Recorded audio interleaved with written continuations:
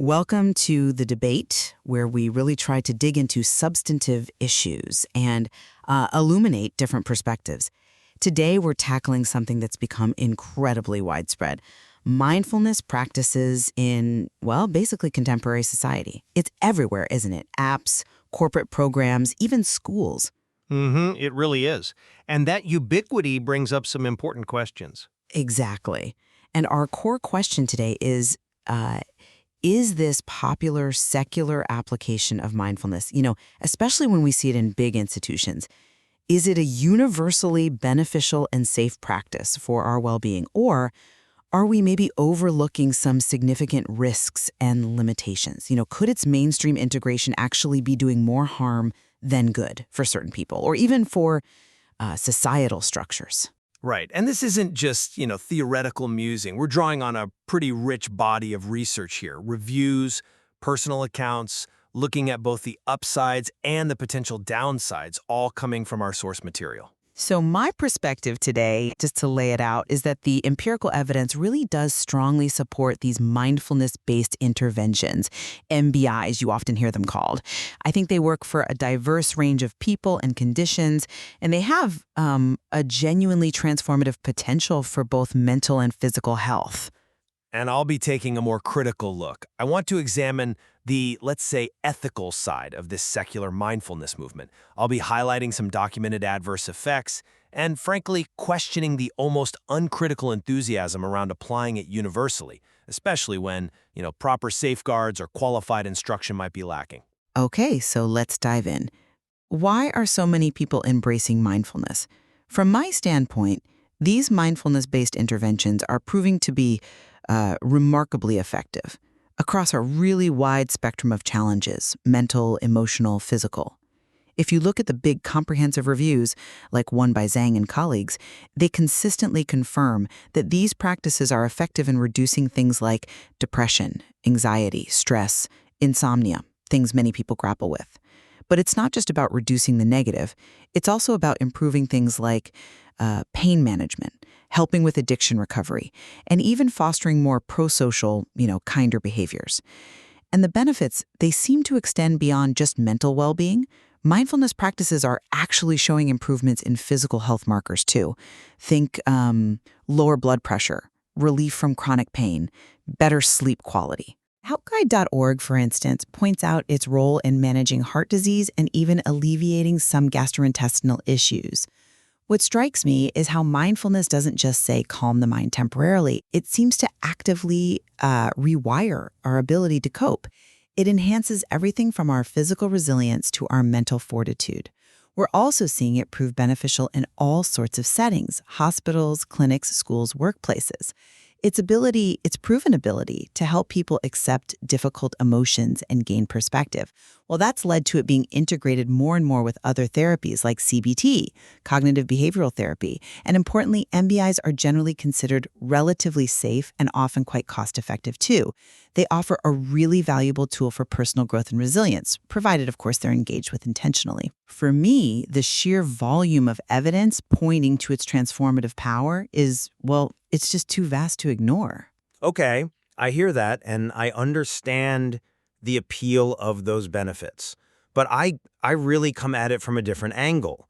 This widespread secularization of mindfulness, sometimes, unfortunately called McMindfulness, has, I think, stripped the practice of its core ethical foundations, and frankly, a lot of its revolutionary potential, too. What do you mean exactly by ethical foundations in this context? Well, I mean, the traditional elements that weren't just about feeling better yourself, but also emphasized compassion for others, understanding systemic causes of suffering, a deeper kind of moral inquiry. Instead, what we often see now is secular mindfulness being reduced to a kind of corporate band-aid. It's becoming a tool that, let's be honest, primarily serves corporate interests. The goal is often just to reduce employees' stress without actually challenging the systemic issues like, institutionalized greed or crazy work hours that cause the stress in the first place. Ron Perzer, who's a very sharp critic of this trend, he argues it's like giving someone an aspirin for a stress headache. It allows business as usual to continue, right? It doesn't address the root cause, conveniently sidestepping those deeper problems like unsustainable work demands. And we also have some pretty concrete evidence from large studies that should give us pause. Take the MRIAD trial. Huge study, biggest one in schools. Over 28,000 kids involved. What did it find? No overall positive impact on students' mental health. And actually, some students, particularly those who already had mental health difficulties, felt worse. Yeah. And the fact that these programs were often compulsory, not voluntary, that seemed to contribute to low engagement and these negative outcomes. It really suggests that in many cases, the enthusiasm for mindfulness is, well, it's running ahead of the evidence. The benefits might be overstated, or maybe not clearly superior to other much simpler things like just getting some physical exercise or basic relaxation.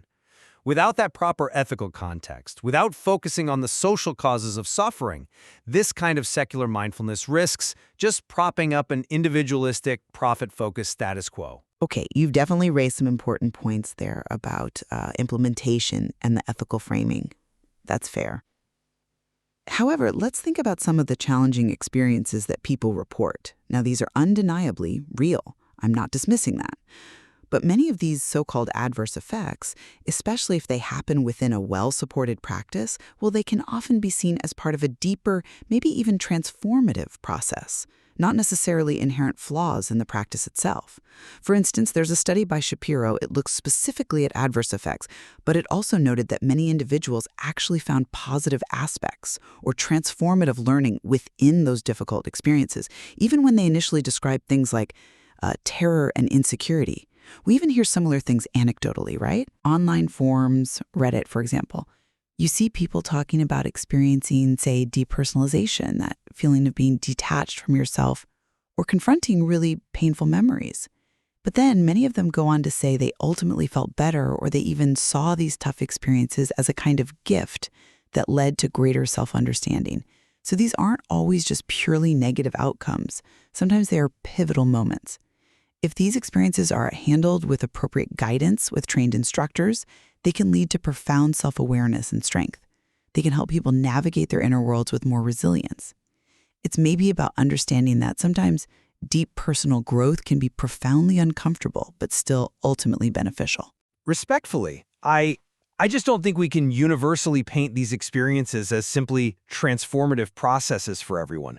Framing significant adverse effects as merely part of a deeper journey, well, it risks downplaying genuinely serious distress.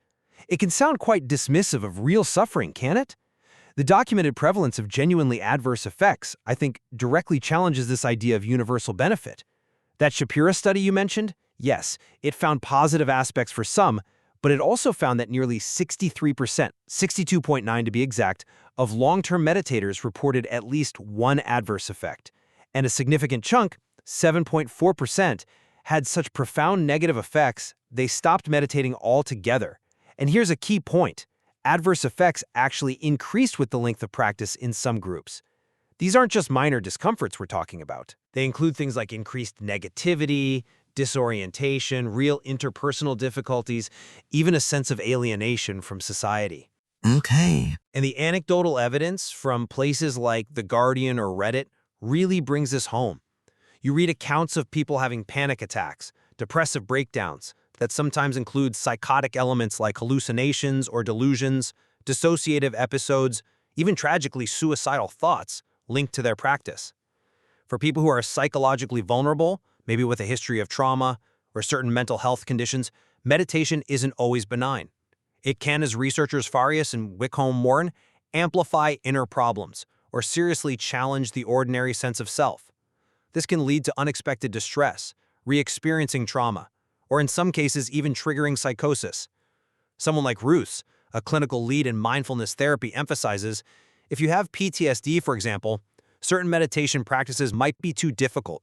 They might bring back traumatic memories in a harmful way. These are serious, documented risks, not just uncomfortable steps on some guaranteed path to positive transformation. I absolutely acknowledge those concerns, especially for vulnerable individuals.